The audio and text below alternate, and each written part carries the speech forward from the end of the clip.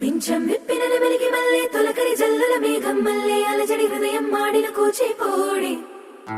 రంగుల దిద్దిన బొమ్మకు మల్లె కవితలు వద్దిన పుస్తక మల్లె సంతోషంలో ముద్దుగా ఈ అమ్మాడి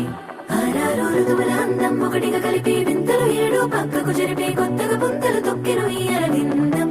అమ్మమ్మో తాండవమాడే కృష్ణుడి నుండి వేణువ గానం తీయగ పండి రాధకు ప్రాణం ముప్పొంగే ఆనందం